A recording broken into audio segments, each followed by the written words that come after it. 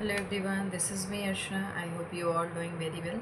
So welcome to my channel UGC net by Archana ma'am, जहाँ पे हम basically UGC net set assistant professor in सभी इतने भी आपकी हायर लेवल की वैकेंसीज़ हैं, इन सभी का बेसिकली हम यहाँ पे करते हैं प्रिपरेशन। सो जो ओल्ड स्टूडेंट है उनको मेरी टाइमिंग पता है, बट जो न्यू स्टूडेंट है उनके लिए मैं बता दूँ कि जो मेरी टाइमिंग होती है वो वाई टी चैनल पे बेसिकली जो मेरी क्लासेस चलती हैं वो आपके वाई टी चैनल पे देखने के लिए मिलेगी, विच मीन्स आपको केवल और केवल यूट्यूब चैनल पे जा कर के इससे आप जो है देख सकते हैं। एंड इसमें जो पेपर फर्स्ट की जो मेरी क्लासेस होती है वो इवनिंग में होती है, यानी 6 PM होती है, और ये टोटल 6 डे क्लासेस चलती हैं। संडे में भी क्लासेस चलती हैं बेसिक, लेकिन संडे में जो आपको बेसिकली मैराथन होती है, ठीक है। सो आप paper first and paper second दोनों ही वाई टी चैनल से जा कर के देख सकते हैं। And also you can subscribe UGC NET by Archana ma'am से जाकर के सर्च कर सकते हैं एंड सब्सक्राइब कर सकते हैं। Paper first and paper second दोनों ही हमारे जो आपके क्वेश्चंस देखने के लिए मिलेंगे वो बाइलिंगुअल देखने के लिए मिलते हैं। और पेपर सेकेंड की जो क्लास होती है वो मॉर्निंग में 11:30 AM चलती है, और ये आपकी जो क्लासेस होती है इसमें बेसिकली होम साइंस की क्लास स्पेशली यहाँ पे चलती है। मतलब मेरे यहाँ से आपको केवल और केवल होम साइंस की क्लासेस ही प्रोवाइड होंगी, एंड देन फर्स्ट पेपर में जितने आपके टोटल 10 यूनिट्स हैं, ओके। सो इसमें आपके टोटल 6 डे क्लासेस चलते हैं। संडे में हम करते हैं मैराथन, और मैराथन हमारा केवल और केवल बेस्ड होता है PYQ क्वेश्चंस, यानी जितने भी प्रीवियस ईयर क्वेश्चंस हैं उनको हम आपको जो डिटेल एक्सप्लेन करती हूँ। और जहाँ पे भी मुझे लगता है कि आपकी जो ये चीज़ें और आपको डिटेल में समझानी चाहिए, तो उसका मैं अलग से एक पूरा डिटेल क्लास ऑर्गेनाइज करती हूँ, एंड देन उसे मैं आपको एक्सप्लेन कर देती हूँ। ये भी पेपर सेकेंड भी आप यूट्यूब चैनल पे जा कर के सर्च कर सकते हैं UGC NET by Archana ma'am से, एंड देन आप यहाँ से इसे सब्सक्राइब करके ज्वाइन कर सकते हैं। पेपर फर्स्ट पेपर सेकेंड दोनों ही आपके बाइलिंगुअल जाते हैं। Bilingual which means Hindi English दोनों में ही कंटेंट आपको प्रोवाइड किए जाते हैं। जो सैटरडे होता है, सॉरी, जो हमारा संडे होता है उसमें हम करते हैं PYQs एंड थियरीज। जो PYQs हम करते हैं उस PYQs से जो थियरी निकल के आती है, मुझे लगता है कि ये आपको और डिटेल में आपको समझाना चाहिए, एक्सप्लेन करना चाहिए, तो मैं आपको उससे थियरी क्रिएट करती हूँ, एंड देन मैं आपको जो है एक्सप्लेन कर देती हूँ। सो यदि इस प्लेटफॉर्म पे आप नए हैं तो इसे आप subscribe, like, share and comment करिएगा। सो आज की जो बेसिकली हमारी क्लासेस होगी वो MP सेट का आपका मैंने क्वेश्चन पेपर जो है यहाँ पे डाउनलोड किया हुआ है, तो उसे मैं बेसिकली आपको सॉल्व कराऊंगी। सो MP सेट में जो ये पेपर सेकंड का है, आपके जो पेपर सेकंड में होम साइंस है उसमें जो क्वेश्चंस पूछे गए हैं उसको हम बेसिकली यहाँ पे कवर करेंगे, ओके। सो एक बार मैं पेन सेलेक्ट कर लेती हूँ, एंड देन हम आगे कंटिन्यू करेंगे। Okay, now it's clear. So सबसे पहले जो यहाँ पे क्वेश्चन गिवन है वो है आपका कि which group of plant pigment is responsible for the red, question पूछा है आपका, red, orange and yellow colour of fruit and vegetable, यानी कौन सा ऐसा पिगमेंट है जो फ्रूट्स को एंड वेजिटेबल को basically yellow, red and orange colour provide करता है। आई रिपीट अगेन, मैं हिंदी में क्वेश्चन आप सभी के लिए रीड कर दे रही हूँ। फलों एवं सब्जियों में लाल, नारंगी एवं पीले रंग के लिए पौधों में रंग वर्णक, यानी जिसे हम वर्णक कहते हैं, का कौन सा समूह जिम्मेदार होता है? क्लोरोफिल, कैरोटीनाइड, एंथोसाइनिन या फिर फ्लोविन, आपके जो है फ्लेविनाइड। सो जब भी हम बात करते हैं रेड, फलों एवं सब्जियों, यानी आपके इसमें फ्रूट्स एंड वेजिटेबल्स दोनों आ जाएंगे। तो जब भी फ्रूट्स एंड वेजिटेबल को कलर प्रोवाइड करने का काम जो होता है वो भी स्पेशली आपके red colour, orange colour and yellow colour, यानी पीला कलर जो प्रोवाइड करता है वो आपको प्रोवाइड करता है कैरोटीनाइड। यानी आपके फलों एवं सब्जियों को red, orange and yellow colour देने का जो काम है, यानी जिसकी वजह से वो जो फ्रूट्स एंड वेजिटेबल है येलो कलर, रेड कलर और ऑरेंज कलर का दिखता है, वो उसमें जो पिगमेंट होता है उसको हम कैरोटीनाइड के रूप में जानते हैं। अब यहाँ पे ध्यान से देखेंगे तो क्लोरोफिल गिवन है, एंथोसाइनिन गिवन है, फ्लोविनाइड गिवन है एंड कैरेटिन गिवन है। तो इस क्वेश्चन का जो आंसर होगा वो होगा हमारा कैरेटिनाइड। लेकिन साथ ही साथ हम ये भी जानेंगे कि इसमें जो क्लोरोफिल है एंड जो कैरेटिनाइड है ये दोनों ही आपके वाटर सॉल्युबल हैं, सॉरी फैट सॉल्युबल हैं। मैं आपको बता दे रही हूँ, सो जो आपके क्लोरोफिल है एंड जो कैरेटिनाइड है दोनों ही आपके फैट सॉल्युबल हैं। ये आपके फैट सॉल्युबल पिगमेंट है। इसके बाद जो इसमें गिवन है एंथोसाइनिन एंड फ्लोविनाइड, ये दोनों ही आपके वाटर सॉल्युबल हैं। यानी ये दोनों पिगमेंट आपके जो है वाटर सॉल्युबल हैं। यानी जो क्लोरोफिल है एंड कैरेटिनाइड है ये आपके फैट में सॉल्युबल है, एंड जो एंथोसाइनिन एंड फ्लोविनाइड है ये आपके वाटर में सॉल्युबल है। जो क्लोरोफिल है ये आप जो सब्जियों एवं जो फ्रूट्स होते हैं इन दोनों को जो कलर प्रोवाइड करती है वो प्रोवाइड करती है green colour. Okay, green colour basically provide होता है। अब ये जो क्लोरोफिल है ये आपका बेसिकली बनता कैसे है, जैसे हम सभी ने स्टार्टिंग में क्लास 6 एंड से ही पढ़ते आ रहे हैं कि जो क्लोरोफिल है वो बेसिकली सूर्य के प्रकाश को, यानी जो सनलाइट है उस प्रकाश को यांत्रिक ऊर्जा में कन्वर्ट करके पौधे जो हैं अपना भोजन बनाते हैं, एंड क्लोरोफिल के माध्यम से उनमें जो है ग्रीन कलर का रंग उनमें देखने के लिए मिलता है। पौधे एवं जो फ्रूट्स एंड वेजिटेबल हैं उनमें भी, और जो पौधों के कलर हैं उनमें भी क्लोरोफिल। अब ये जो क्लोरोफिल होते हैं इसमें आपके chlorophyll A, chlorophyll B, chlorophyll C and chlorophyll D होते हैं।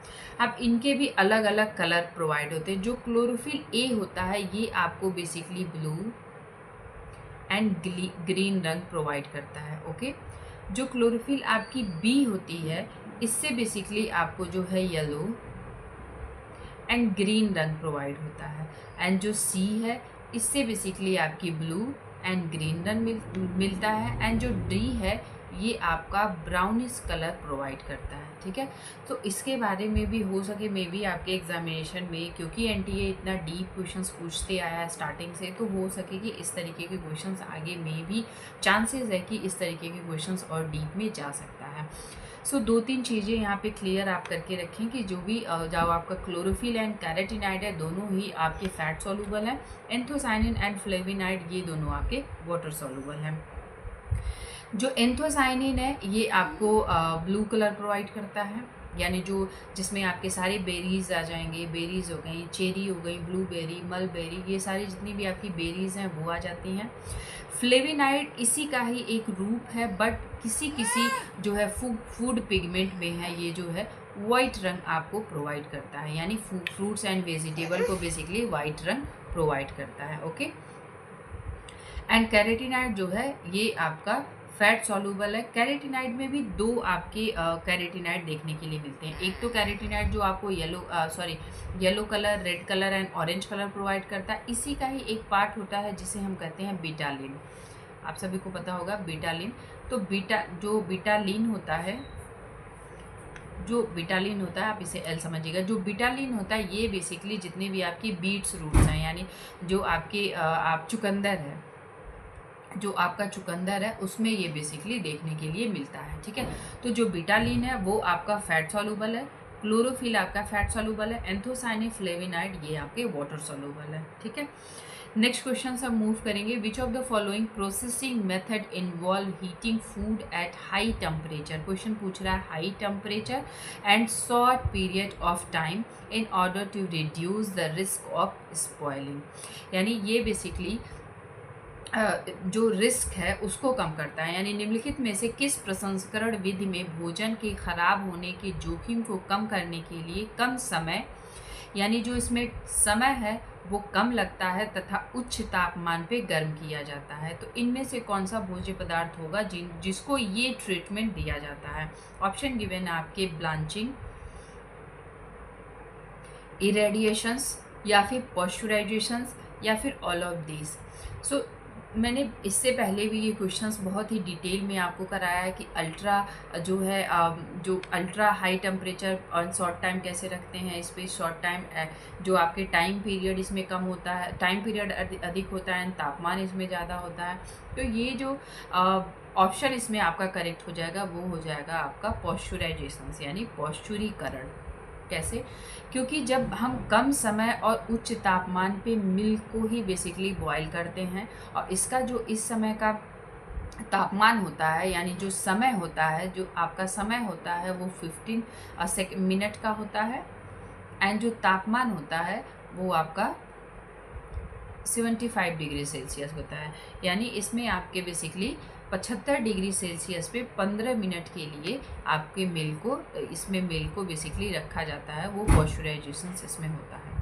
नाउ हम बात करेंगे ब्लांचिंग।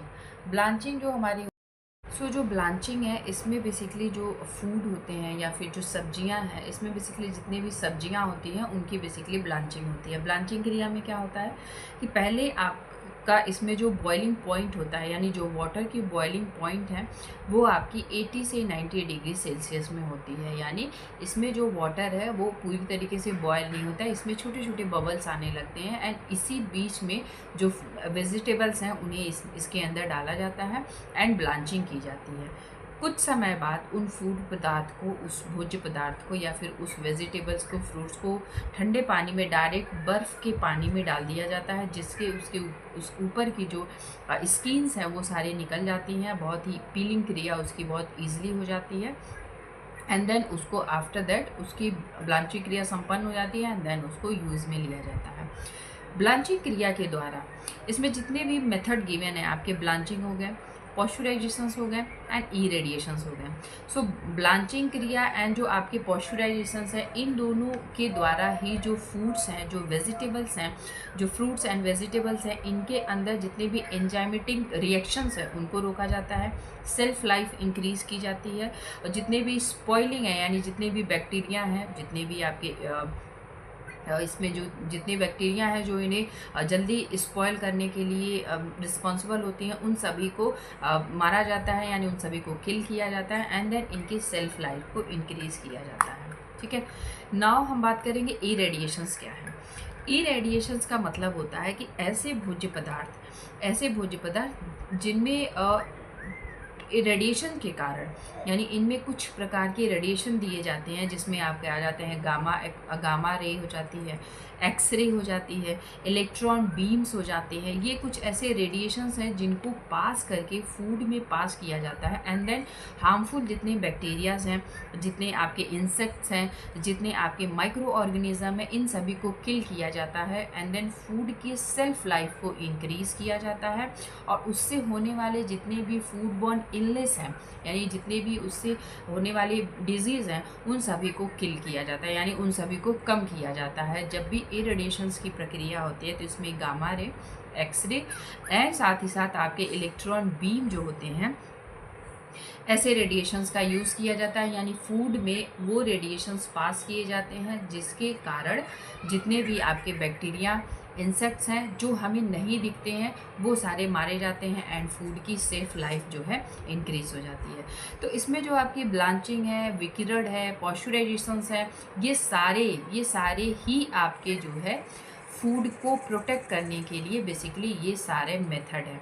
लेकिन क्वेश्चंस पूछा था आपके short period and long time, आपके उच्च तापमान यानी जो हाई टेम्परेचर एंड कम समय के लिए जो मेथड यूज़ किया जाता है वो बेसिकली आपके पॉस्चराइजेशन पे होता है, और पॉस्चराइजेशन हम करते हैं मिल्क पे।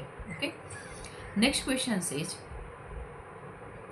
Cost that does not change over a period of time. Question पूछा है over a period of time and doesn't heavy very with output in known as. कौन सी ऐसी इसमें से कॉस्ट है जो over the period of time change नहीं होती है, यानी इसमें से कौन सा ऐसा जो आपकी लागत है, कौन सा ऐसा कॉस्ट है, लागत जो एक निश्चित समय अवधि के लिए बदलती नहीं है और उत्पादन के साथ भिन्न नहीं होती है, उन्हें क्या कहते हैं। ऑप्शन गिवन है आपके fixed, variable, direct, none of these. तो नॉन ऑफ दीज का इससे कोई लेना देना है नहीं। फिक्स्ड कॉस्ट का मतलब होता है कि ऐसी लागत जिनमें किसी भी प्रकार का, किसी भी सिचुएशन में, किसी भी समय बदलाव ना हो सके, यानी वो फिक्स्ड है। जैसे आपकी सैलरी, जैसे आपके इनकम, या फिर जैसे आपको मिल्कमैन को जो दूध का प्राइस देना है वो, या फिर कुछ आपके क्लोथ हो गए, कुछ आपकी वस्तुएं हो गई जिनकी प्राइस बिल्कुल फिक्स्ड होती है, वो आपके ओवर द पीरियड यानी लंबे समय तक, या फिर आपके रूम का रेंट हो गया, वो लंबे समय तक एक जो है कांस्टेंट बना रहता है, उसमें किसी भी प्रकार के चेंजेस नहीं होते हैं। तो ये सब आपके फिक्स्ड कॉस्ट में आ जाते हैं।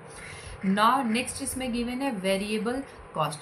तो वेरिएबल आप सभी ने रिसर्च में पढ़ा होगा, वेरिएबल का मतलब ही होता है वेरी करना, यानी किसी भी परिस्थिति में, किसी भी समय, किसी भी सिचुएशन में वो वेरी कर जाए, वो आपके वेरिएबल कॉस्ट होते हैं। जैसे वेरिएबल कॉस्ट में आपका आ जाएगा, जैसे आपने कोई जो वस्त्र है वो जब आपकी शुरुआती स्टेज में देखेंगे, तो यदि वो वस्त्र मार्केट में नया नया इंट्रोड्यूस हुआ है तो उसकी जो प्राइस होती है वो बहुत हाई लेवल की होती है, एंड धीरे धीरे उसके कॉस्ट में जो है गिरावट देखने के लिए मिलती है जैसे जैसे वो उसकी पॉपुलैरिटी बढ़ती है लोगों के बीच में। तो ये उसकी कॉस्ट पे जो है वेरिएबल देखने के, यानी उसमें परिवर्तन आने लगता है, तो ये आपके वेरिएबल कॉस्ट हुए। डायरेक्ट लागत कौन सी होती है, जिनमें बेसिकली आपके डायरेक्टली कॉस्ट होती है। डायरेक्ट एंड फिक्स्ड कॉस्ट दोनों ही आपके थोड़े बहुत सिमिलर हैं, एंड जो वेरिएबल कॉस्ट है ये आपका वेरी करते रहता है, यानी समय के अनुसार, सिचुएशन के हिसाब के, समय से, टाइम के अकॉर्डिंग ये बेसिकली वेरी करते रहता है। नेक्स्ट क्वेश्चन गिवन है आपका, सो इसमें जो आपका ऑप्शन करेक्ट हो जाएगा दैट इज द निश्चित लागत, यानी A number option will be the correct option.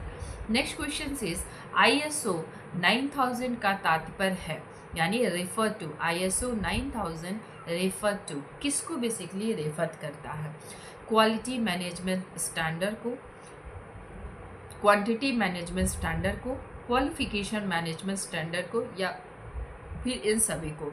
So as we all know कि जो आपके ISO 9000 है इसी के पे ही एक आया था ISO आपका 22,000, यानी 22,000।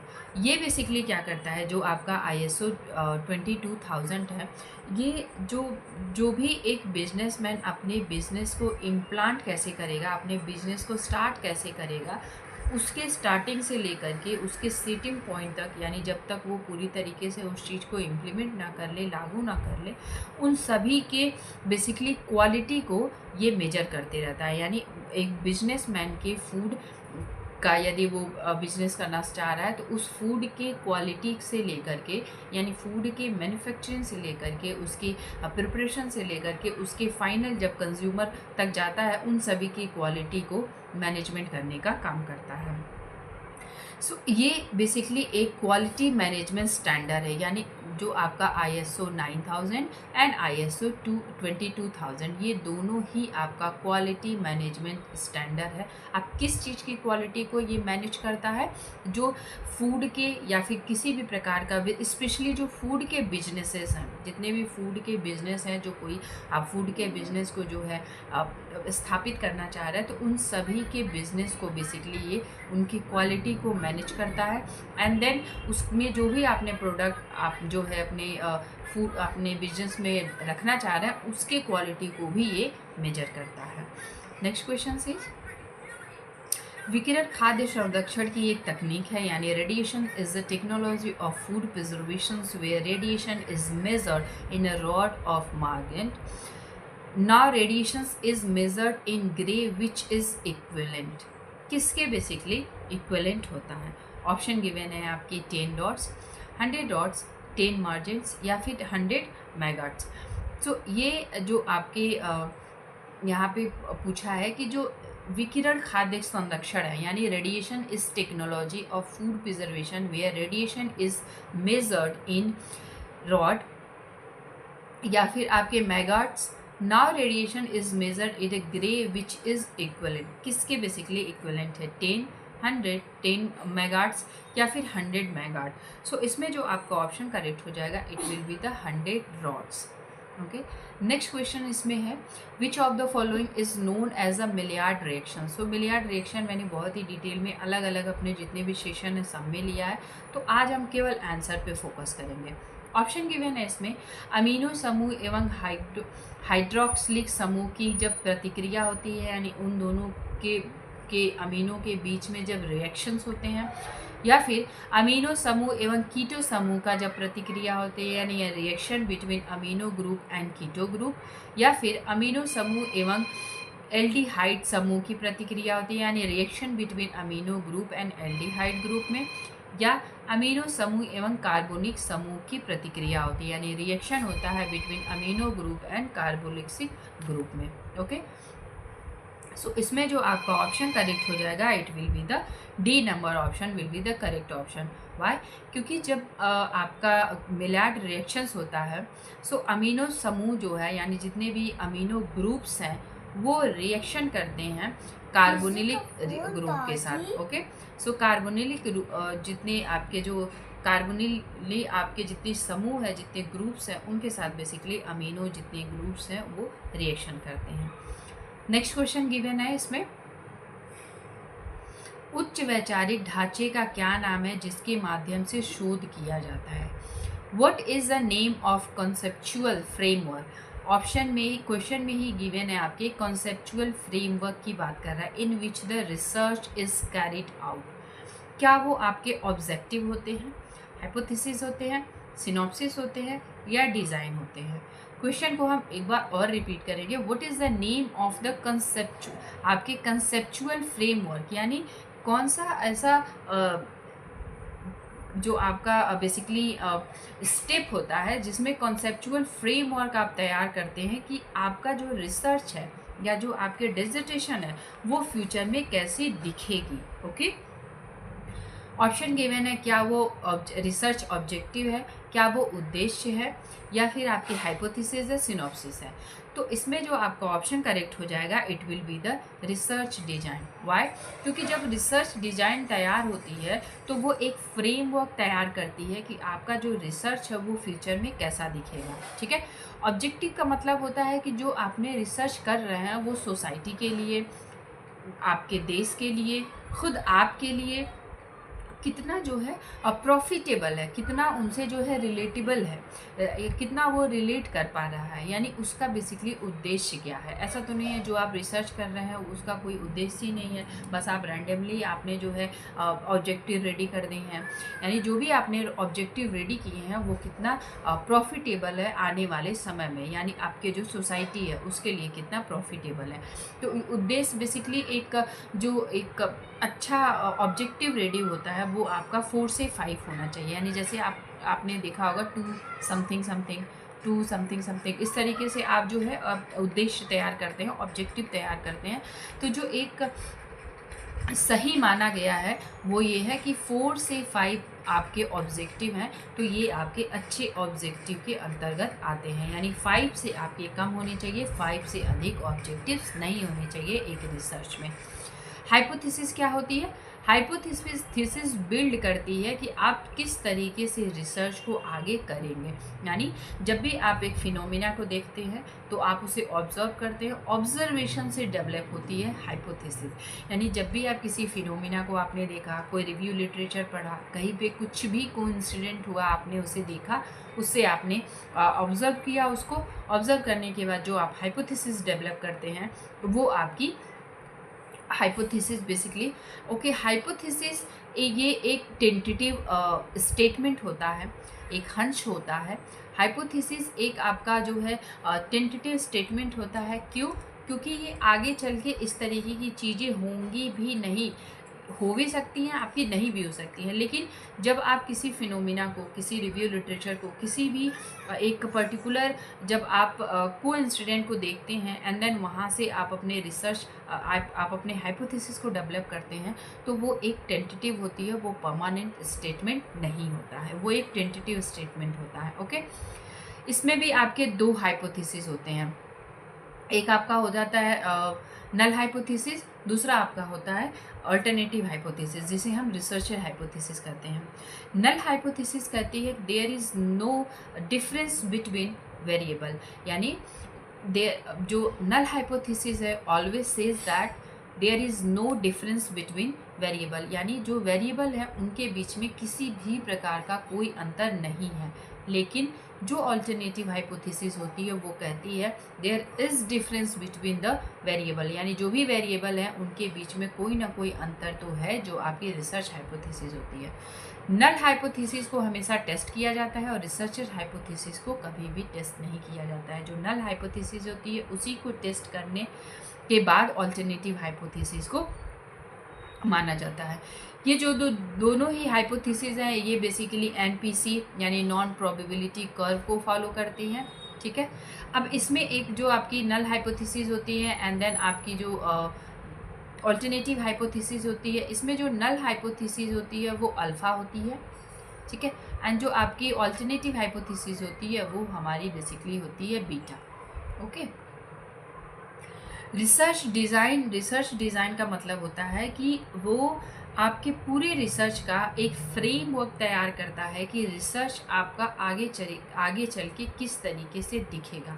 यानी आपके फर्स्ट स्टेप में क्या होना चाहिए, सेकंड में, थर्ड में, फोर्थ में, फिफ्थ में, सिक्स में एंड लास्ट में आपका कंक्लूजन। इस तरीके का वो एक फ्रेमवर्क तैयार करता है। ठीक है, नेक्स्ट क्वेश्चन गिवन है, the sugar content of fruit juices, soft drink, jam and jellies etcetera can be measured using, किसको यूज़ करके बेसिकली मेज़र किया जाता है।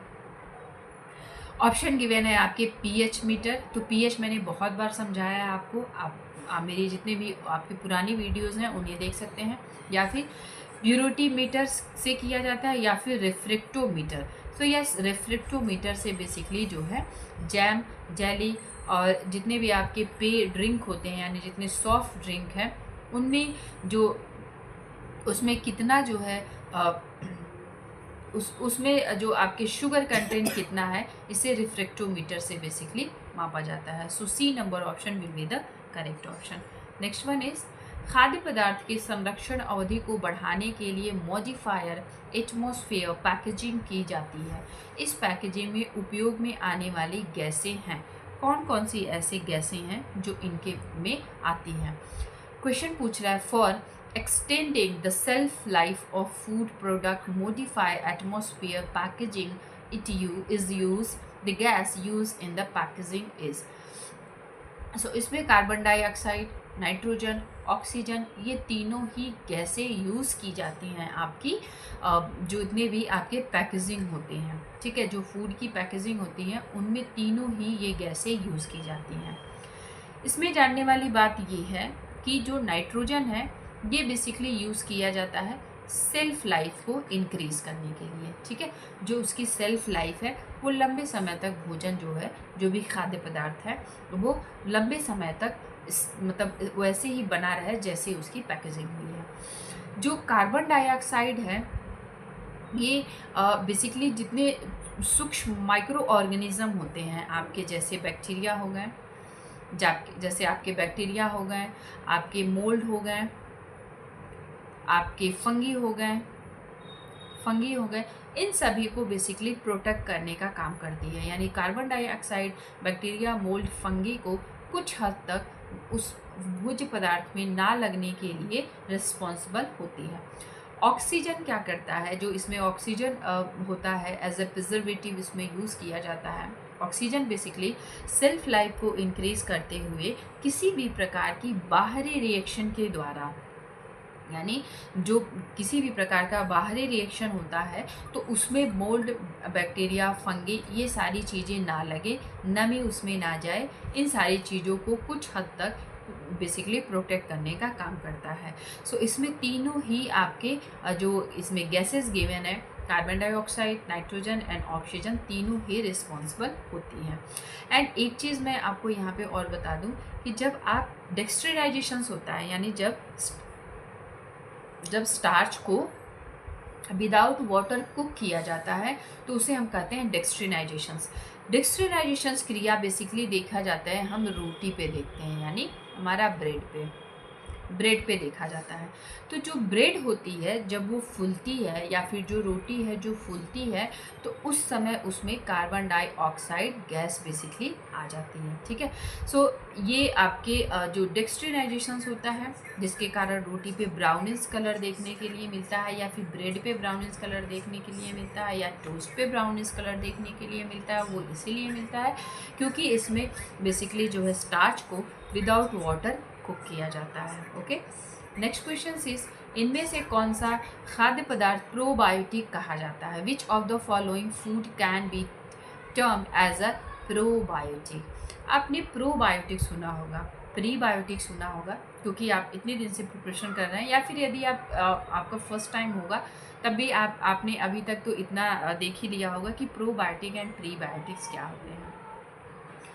प्रोबायोटिक का मतलब ही होता है कि यहाँ पे ध्यान से देखेंगे कि प्रो करना, किसको प्रो करना, यानी जो गट हेल्दी बैक्टीरिया हैं उनको प्रो करने का काम करता है, यानी उन्हें इन्हेंस करने का काम करता है। प्रोबैक्टीरियाज प्रोबायोटिक्स वो बायोटिक्स होते हैं जिन्हें हम लाइफ उन्हें जो है हम कंज्यूम करते हैं, यानी वो सारे बैक्टीरियाज जिन्हें हम लाइफ कंज्यूम करते हैं, यानी उन्हें जो जीवित बैक्टीरिया को हम कंज्यूम करते हैं वो सब हमारी प्रोबायोटिक में आती हैं, जो गट को जो गट में आपके हेल्दी बैक्टीरियाज हैं उन्हें प्रो करने का काम करती हैं। जैसे आपका कर्ड, यानी जितने भी आपके फर्मेंटेड फूड आते हैं वो सब आपके प्रोबायोटिक में आ जाएंगे। आपके दही हो गए, छाछ हो गए, ये सब आपके प्रोबायोटिक्स में आ जाते हैं। आपके सेब, फिश, घी, ये सब आपके प्रीबैक्टीरियाज हैं, ठीक, सॉरी प्रीबायोटिक्स हैं। अब इसमें एक चीज़ समझने वाली ये है कि प्रोबायोटिक्स आपने जान लिया एंड आपने जान लिया प्रीबायोटिक्स। ओके, अब हम प्रोबायोटिक्स प्लस प्रीबायोटिक्स दोनों को यदि हम मिला देते हैं तो वो हमारा हो जाता है साइनबायोटिक्स। ओके, साइनबायोटिक्स। साइनबायोटिक्स जो होता है, या फिर सिनबायोटिक्स, हिंदी में सिनबायोटिक्स या फिर हम ये साइनबायोटिक्स करेंगे। साइनबायोटिक्स का मतलब होता है कि जो आपके जिसमें प्रोबायोटिक एंड प्रीबायोटिक दोनों ही आपके भोज्य पदार्थ होते हैं, वो सब आपके साइनबायोटिक्स में आ जाते हैं।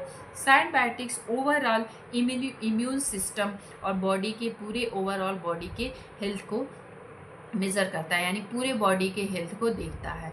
यानी जब भी प्रोबायोटिक पूछे तो आप ये समझ लें कि लाइफ जो आपके जो जितने लाइफ बैक्टीरिया हैं उन्हें हम इनहेल करते हैं, उन्हें लेते हैं। जो आपके दही हो गई, कर्ड हो गए, जो आप इसमें बेसिकली दही में आपके लैक्टोबैलिसिस नाम का जो बेसिकली जो बैक्टीरिया होता है उसे हम इनहेल करते हैं, लेते हैं, खाते हैं, कंज्यूम करते हैं। एंड देन आपका प्रीबायोटिक्स में आपके लीव्स आ जाएंगे, जितने भी ग्रीनी लीव्स हैं, जितने आपके सेब हैं, फिश हैं, घी हैं, जितने भी आपके ग्रेन्स हैं, वो सब आपके प्रीबायोटिक्स में आ जाते हैं। एंड प्रीबायोटिक्स एंड प्रोबायोटिक्स में जितने भी आपके फूड पदार्थ आते हैं वो सब आपके साइनबायोटिक्स में चले जाते हैं। तो कभी भी साइनबायोटिक्स पूछे तो वो सारे भोज्य पदार्थ आएंगे जो प्रीबायोटिक्स एंड प्रोबायोटिक्स में होते हैं, और इसका बेसिकली जो काम होता है वो ये होता है इम्यून सिस्टम को बूस्ट करना एंड ओवरऑल हेल्थ को मेंटेन करना। ओके, नेक्स्ट क्वेश्चन इज भारी, मध्यम एवं गतिहीन श्रेणियों के एक वयस्क पुरुष की कैलोरी की आवश्यकता की गणना के लिए कंजप्शन यूनिट की क्रमशः इकाई क्या होगी?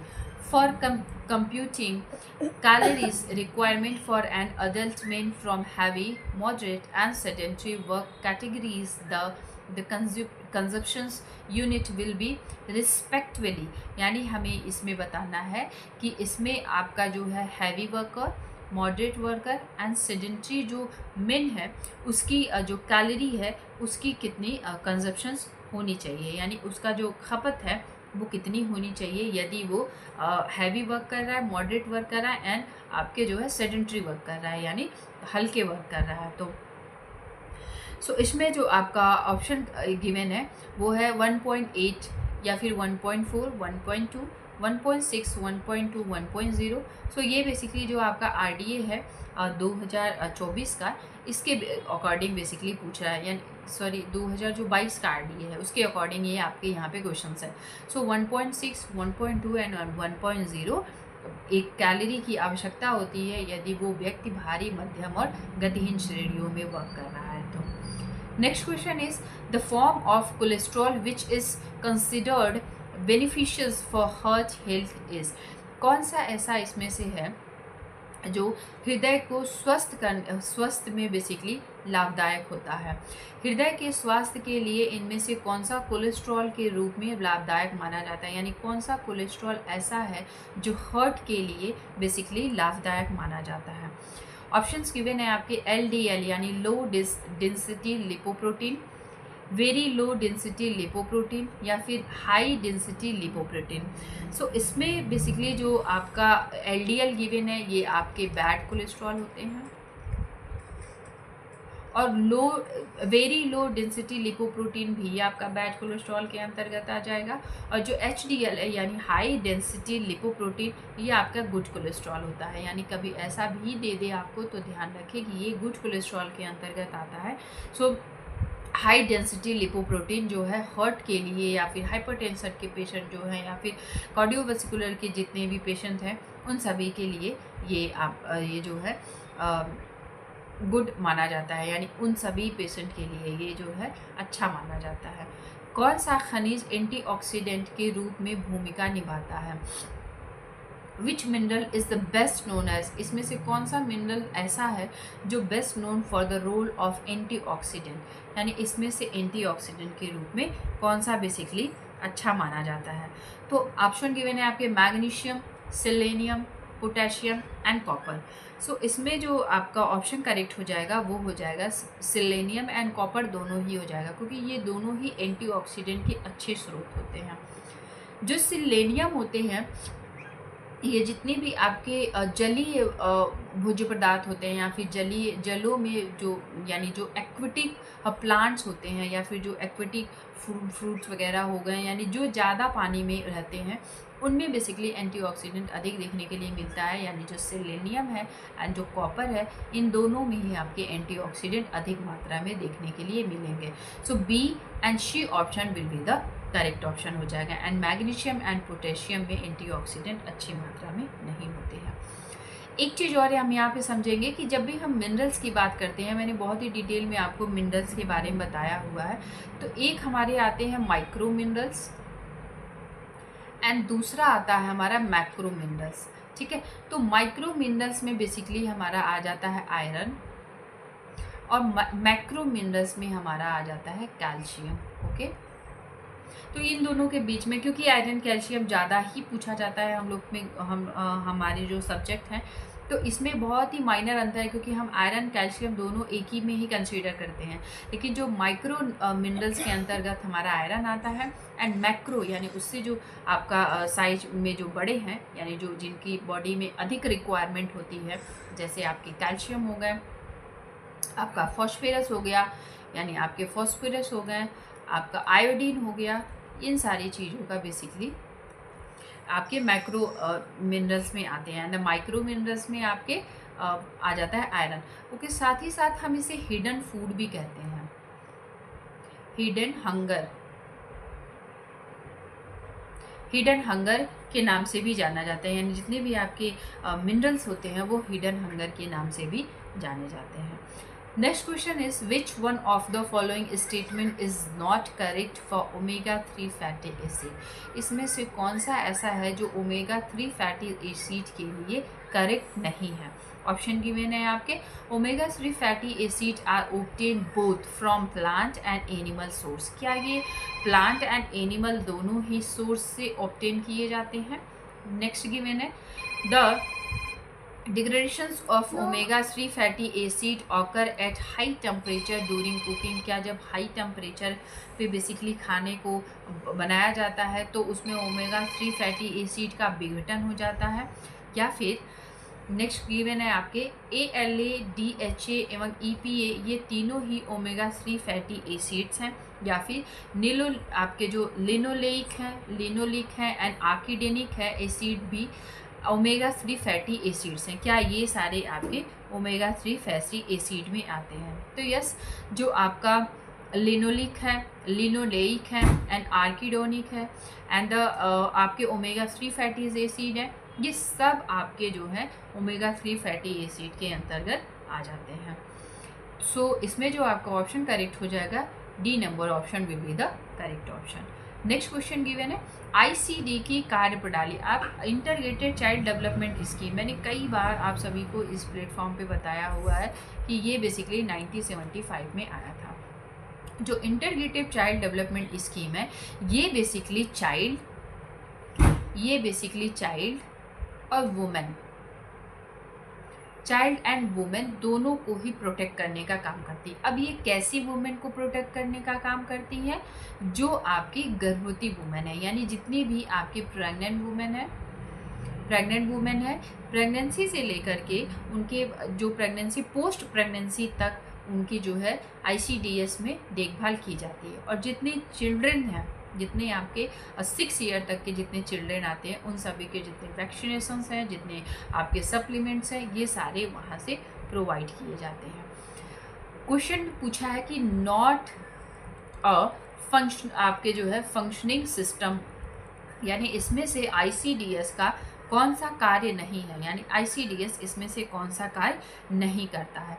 ऑप्शन गिवन है इम्यूनाइजेशन। तो इम्यूनाइजेशन का मतलब होता है टीकाकरण। ओके, सो टीकाकरण इसमें इम्यूनाइजेशंस में आ जाता है, यानी जितने भी टीका हैं, चाहे वो प्रेग्नेंट वुमेन को लगे, चाहे वो उसके बच्चे को लगे during the pregnancy, post of the pregnancy, यानी प्रेगनेंसी के बाद, प्रेगनेंसी के पहले, ड्यूरिंग द प्रेगनेंसी, ये जितने भी वैक्सीनेशंस होते हैं ये सारे आपके ICDS के अंतर्गत कवर किए जाते हैं।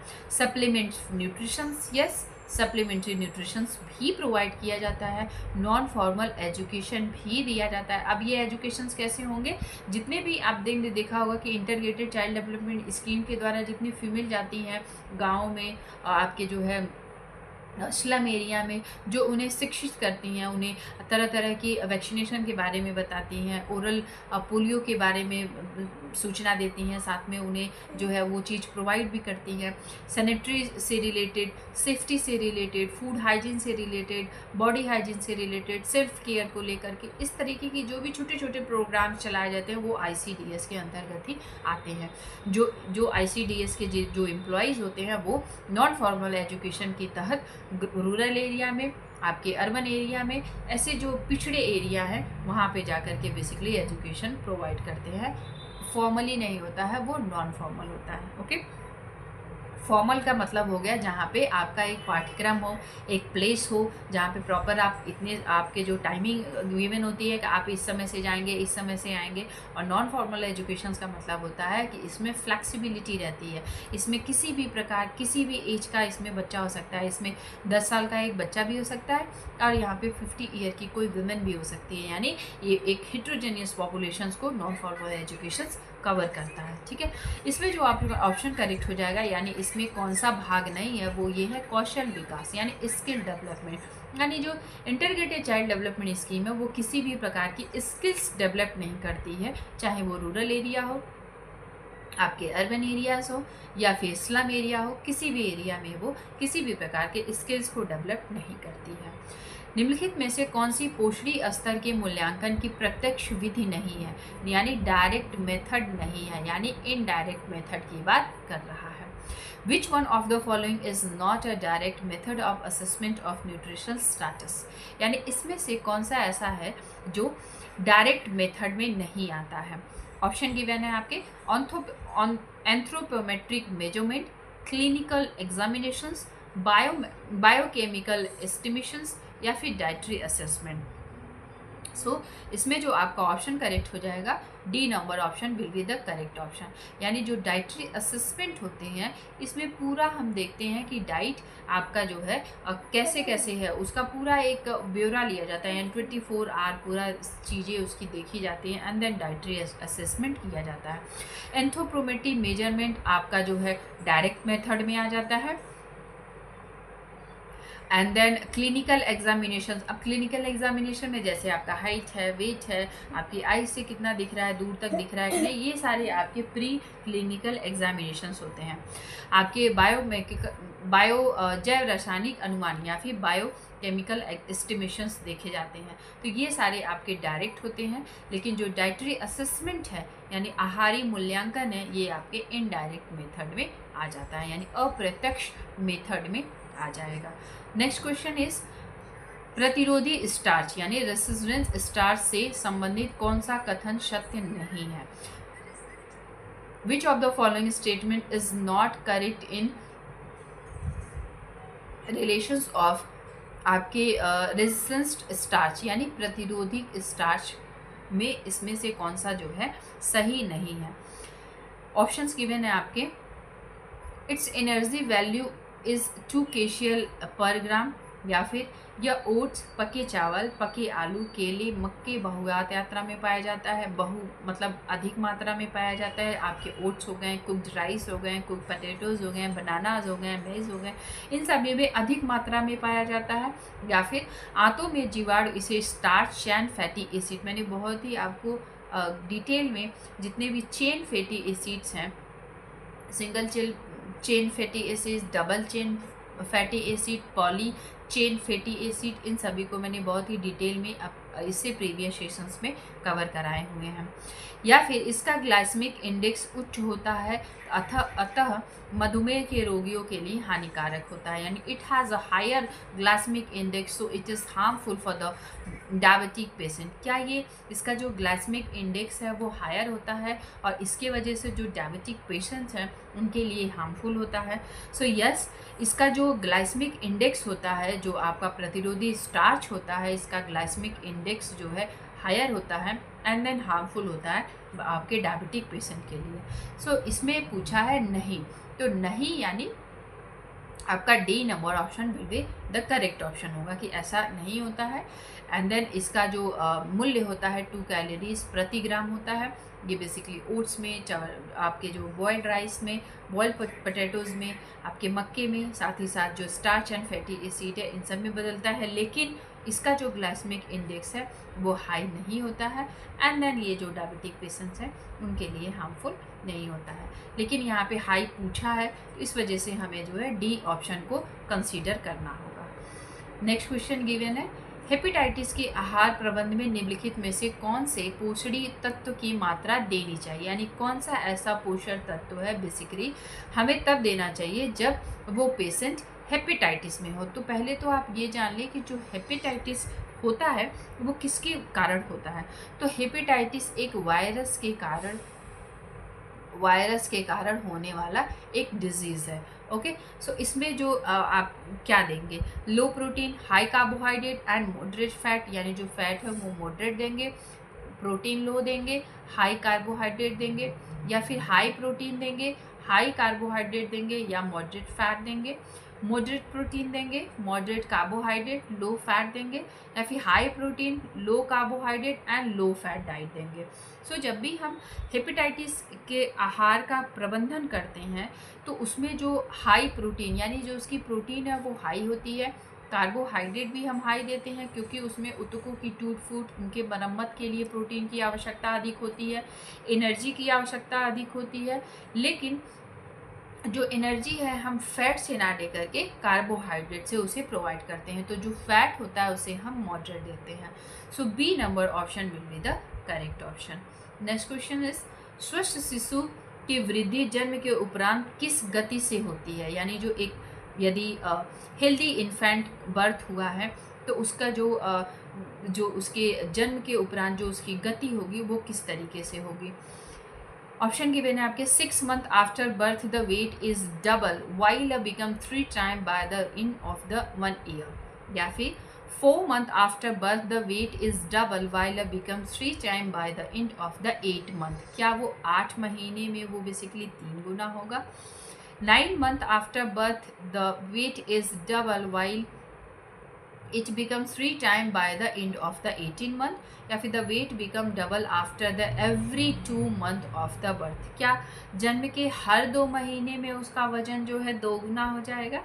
सो इसमें जो आपका ऑप्शन करेक्ट हो जाएगा, इट विल बी द जन्म के 6 माह तक वजन दुगुना एवं 1 वर्ष के अंत तक बेसिकली उसका जो वेट होता है वो 3 गुना हो जाता है, यानी 6 months after the birth the weight is double while it become 3 times by the end of the 1 year, यानी 3 साल में बेसिकली 3 गुना, सॉरी 1 साल में बेसिकली 3 गुना हो जाता है, 6 महीने में वो 2 गुना हो जाता है। नेक्स्ट क्वेश्चन इज, एक शोध अभिकल्प है, रिसर्च डिज़ाइन इज़, मैंने प्रीवियसली ही बहुत अच्छे से रिसर्च डिज़ाइन को एक्सप्लेन किया है तो यहाँ पे हम समझने का प्रयास करेंगे। ऑप्शन गिवन है, a plan for selections of data source, क्या ये डेटा सोर्स को सेलेक्ट करने का एक योजना होती है, एक प्लान होती है। Framework for representing the relationship between variables, जो वेरिएबल्स हैं उनके बीच में एक फ्रेमवर्क तैयार करता है, या फिर एक ब्लूप्रिंट है रिसर्च का, या फिर प्रोसीजर ऑफ डेटा एनालिसिस, यानी डेटा को एनालिसिस करने का एक प्रोसीजर है।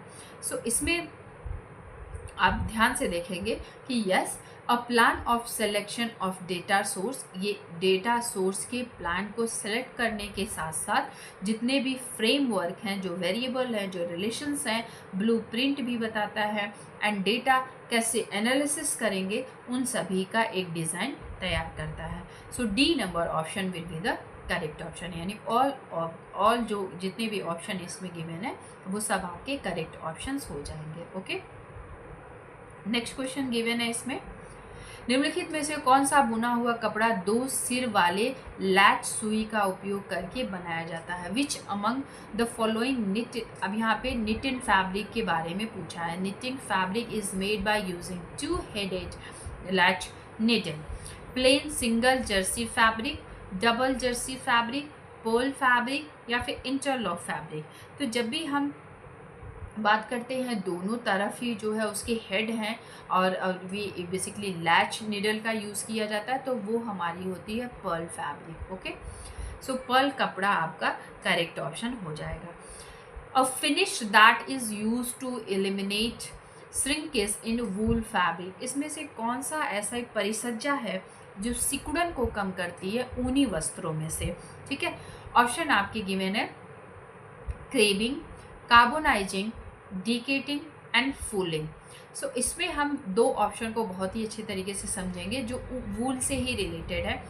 कार्बोनाइजिंग जो प्रोसेस होता है वो बेसिकली वूल में किया जाता है, और ये बेसिकली जितने भी वूल की इम्प्योरिटीज़ होती हैं, जितने भी वूल की इम्प्योरिटीज़ होती हैं उन सभी को समाप्त करने के लिए कार्बोनाइजिंग प्रोसेस किया जाता है। और वो कब किया जाता है?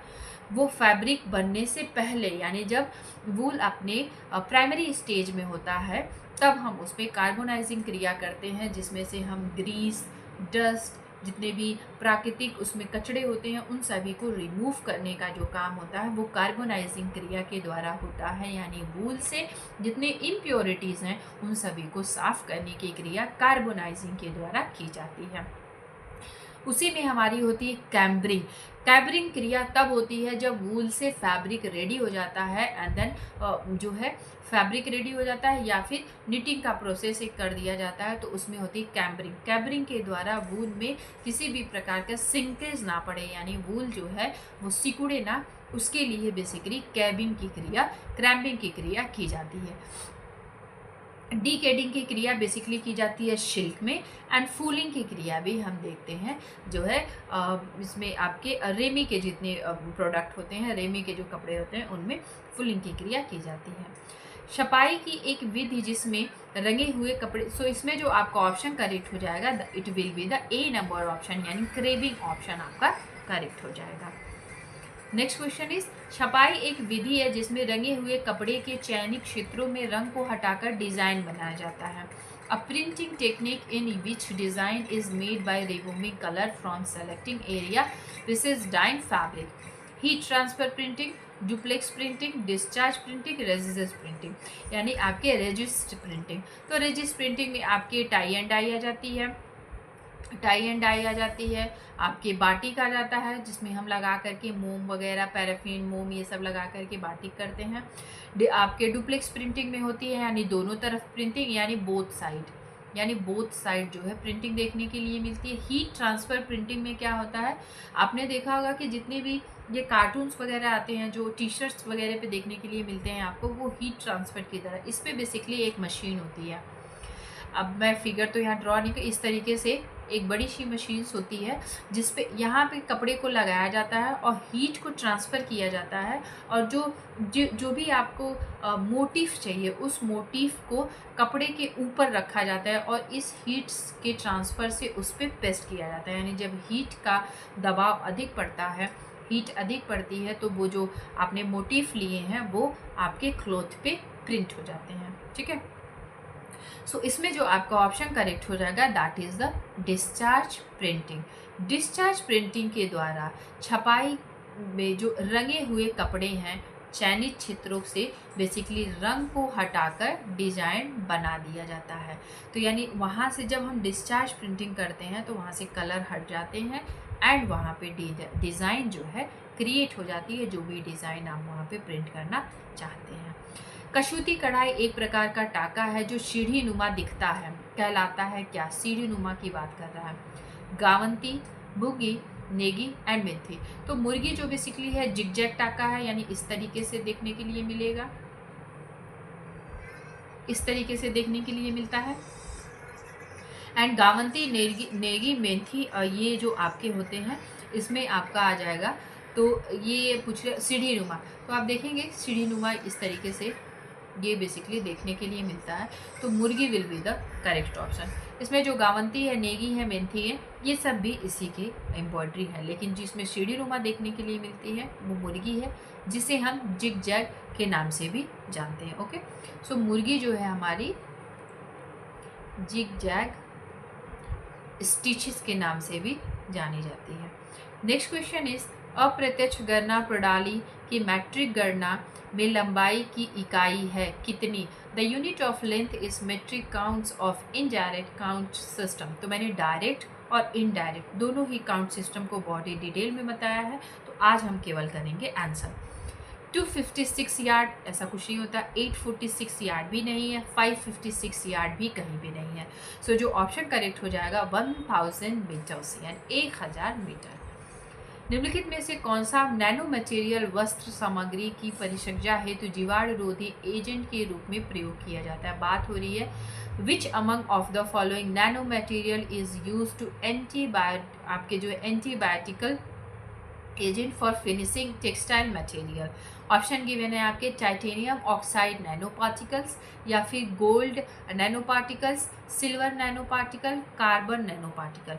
सो इन गोल्ड, सिल्वर, कार्बन, इन तीनों को मैंने बहुत ही डिटेल के सेशंस जो भी मैंने लिए थे इससे पहले टेक्सटाइल के, उसमें मैंने बताया कैसे कार्बन नैनो पार्टिकल्स होते हैं, सिल्वर नैनो पार्टिकल्स होते हैं, गोल्ड नैनो पार्टिकल। ऐसे वस्त्र जो है जनरली वुमेन के द्वारा, वुमेन जो है साड़ियों में देखेंगे तो आप वो जो है उसको धारण करती हैं। कुछ जरी की कढ़ाइयाँ होती हैं, उसमें जो जरी की एम्ब्रॉयडरीज होती हैं उसमें जो है ये सारे जो है धागे यूज़ किए जाते हैं। सो इसमें जो आपका ऑप्शन करेक्ट हो जाएगा it will be the C number option, यानी रजत नैनो पार्टिकल्स यानी silver nano particle will be the correct option. एक प्रकार का अनुसंधान जो समाज या संगठन की एक समस्या का समाधान खोजने के लिए उद्देश्य से किया जाता है। A type of research that aim to finding solution for the problem of society organisations. वो कौन सा होगा? Descriptive research, analytical research, fundamental research या फिर अप्लाइड रिसर्च। सो इसमें जो आपका ऑप्शन करेक्ट हो जाएगा वो हो जाएगा अप्लाइड रिसर्च। अप्लाइड रिसर्च जो होता है और आपके इसी में आ जाती है अप्लाइड रिसर्च जो होती है वो समाज की जो प्रॉब्लम है उन पे बेसिकली बेस्ड होती है। तो इसका मतलब ये नहीं है कि जो आपकी डिस्क्रिप्टिव है, फंडामेंटल है एंड एनालिटिकल है ये समाज की प्रॉब्लम पे डिपेंड, मतलब समाज की जो प्रॉब्लम है उन सभी पे जो है उनसे समस्या खोज करके जो है रिसर्च नहीं की जाती है। लेकिन जो इसमें बेसिकली पूछा है कि solution for the problem of society organisations, वो उसमें बेसिकली आपका व्यवहारिक अनुसंधान होता है, यानी अप्लाइड रिसर्च होता है। बात करेंगे हम डिस्क्रिप्टिव रिसर्च। डिस्क्रिप्टिव रिसर्च के कुछ की पॉइंट्स हैं जो आप याद रखें, वो ये है कि इसके वेरिएबल में किसी भी प्रकार का मैनिपुलेशन नहीं किया जाता है, यानी मैनिपुलेट नहीं किया जाता है। एज इट इज़ हम उसे डिस्क्राइब कर देते हैं, जैसे घटना रहती है एज इट इज़ घटना को बेसिकली डिस्क्राइब कर दिया जाता है, यानी जो फिनोमिना है उसको as it is without any manipulations यानी किसी भी प्रकार का बदलाव ना किए, चर में वेरिएबल में किसी भी प्रकार का हेर फेर नहीं करना है। इसमें कोई भी आपके इंडिपेंडेंट, डिपेंडेंट या फिर कांस्टेंट या फिर एक्सटर्नल वेरिएबल कोई इफेक्ट नहीं करते हैं। एज इट इज़ जैसे आपका डेटा है, जैसे आपके फिनोमिना है, उसको एज इट इज़ आप डिस्क्राइब करते हैं। एनालिटिकल रिसर्च में क्या होता है, इसी का थोड़ा मॉडिफिकेशंस होता है, यानी जो फिनोमिना है उसमें कुछ एनालिटिकल रिसर्च करते हैं, यानी पहले क्या था बाद में अभी क्या है और बाद में कैसा होगा, इस तरीके के एनालिटिकल रिसर्च करते हैं। यानी इसमें मैनिपुलेशन करने के, बदलाव करने के, कॉज एंड इफेक्ट देखने के थोड़े बहुत चांसेस होते हैं। यानी अपने स्तर पे चीज़ों को एनालाइज करते हैं। इसका सबसे बड़ा जो एग्जाम्पल है वो मैं ये दूंगी कि गवर्नमेंट के द्वारा कोई भी हम एक स्कीम ले लेते हैं। फॉर एग्जाम्पल ICDS हमने पढ़ा है, हम ICDS को एक ले लेते हैं। ICDS यानी integrated child development scheme. Analytical research हम इंटीग्रेटेड चाइल्ड डेवलपमेंट स्कीम पे कैसे करेंगे? तो इंटीग्रेटेड चाइल्ड डेवलपमेंट स्कीम जब 1975 में आई तो क्या वो समाज पे उसी तरीके से इफेक्ट डाला, समाज पे उसी तरीके से इन्फ्लुएंस किया जैसे आज आपके 2025 में हो रही है? तो 1975 से लेकर के अभी तक का जो भी हम उसका एनालिटिकल रिसर्च करेंगे, यानी उसे जो हम एनालाइज करेंगे, ये हमारा एनालिटिकल रिसर्च के अंतर्गत आ जाता है। यानी 1975 में जब ICDS आया तो उसमें क्या क्या इम्प्लीमेंटेशंस थे, जो समाज पे क्या वैसे ही इन्फ्लुएंस था जैसे आज है, क्या वो वैसे ही प्रॉपर वर्क करती थी जैसे आज कर रही है? तो ये सब आपके एनालिटिकल रिसर्च में आ जाती है। फंडामेंटल रिसर्च का मतलब होता है फंडामेंटल रिसर्च, बेसिक रिसर्च, मौलिक रिसर्च, प्योर रिसर्च, ये सब इसके एक ही नाम है। इन सारे नाम बेसिकली फंडामेंटल रिसर्च के ही हैं।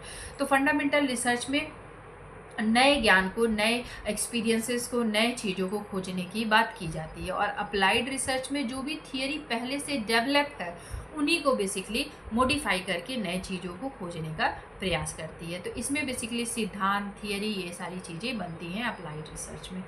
नेक्स्ट क्वेश्चन है, which among of the following is the fibre forming substance of spandex fibre? इसमें से कौन सा ऐसा सब्सटेंस है जो स्पेंडिक्स फाइबर में बेसिकली यूज़ होता है? सो स्पेंडिक्स जो रेसे होते हैं वो खींचने में बहुत दूर तक ये इनके जो है खिंचाव होता है। पॉलीमराइड, पॉलीयूरेथेन, पॉलीप्रोपिलीन या फिर पॉलीइथिलाइन। सो इसमें जो आपका ऑप्शन करेक्ट हो जाएगा, इट विल बी पॉलीयूरेथेन के बेसिकली बने होते हैं जो दूर तक इनमें खिंचाव होता है, जिससे आपके जितने स्पोर्ट्स वियर हैं वो बनाए जाते हैं स्पेशली, ठीक है, स्पेंडिक्स के वस्त्रों से। नेक्स्ट क्वेश्चन इसमें गिवन है, निम्नलिखित में से कौन सा कपड़ा अपशिष्ट उपचार के तृतीयक विधि है? Which among the following is the transferee method of textile influence treatment? Option given है आपके न्यूट्रलाइजेशंस या फिर रिवर्स ऑस्मोसिस एंड आपके रिक्टिकल्स, आपके फिल्ट्रेशंस या फिर अवसादन यानी सेडिमेंटेशंस। तो इसमें जो आपका ऑप्शन करेक्ट हो जाएगा वो हो जाएगा रिवर्स ऑस्मोसिस। तो पहले तो आप समझ ले ऑस्मोसिस क्या होता है।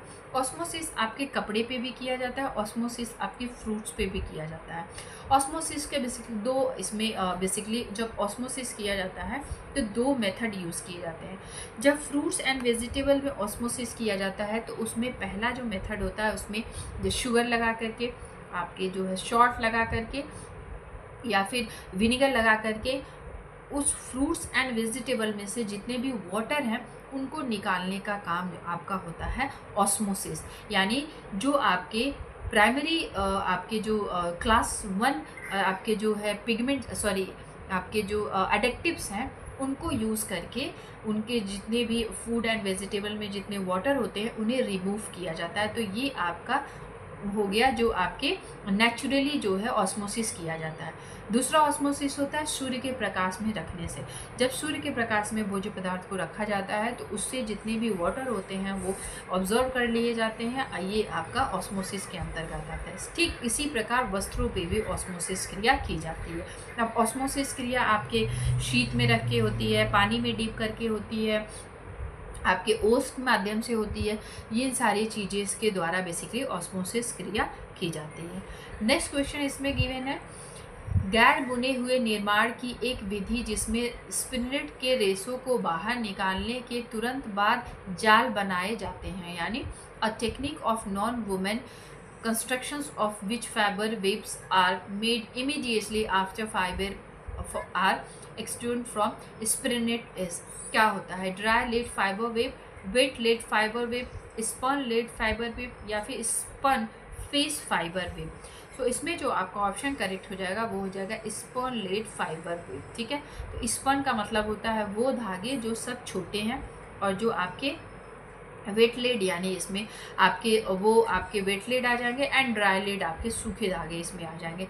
सो जब स्प्रे नेट के माध्यम से धागा निकाला जाता है तो वो सूखे माध्यम में नहीं, वो बेसिकली गीले माध्यम से आता है, जिसमें हाई मात्रा में जो है गर्म एयर जो होती है, जो गर्म हवा होती है, उसको पास आउट किया जाता है और जो स्प्रे नेट का धागा होता है वो बेसिकली धागे में कन्वर्ट हो जाता है।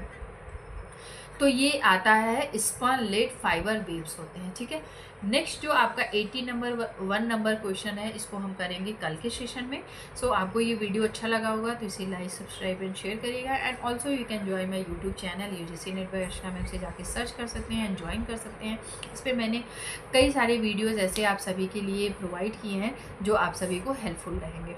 ठीक है, साथ ही साथ इसमें जितने AI टूल्स हैं जो आप ये रिसर्च से बेसिकली जो इम्पॉर्टेंट है, आप जैसे रिव्यू लिटरेचर्स कैसे करेंगे, इन सभी को मैंने यहाँ पे डिटेल में बताया हुआ है। तो इन सारे वीडियोस को भी आप जाकर के कवर कर सकते हैं। So thank you, thanks for watching. कल मिलते हैं नेक्स्ट सेशन में नेक्स्ट वीडियो के साथ। Take care and bye bye.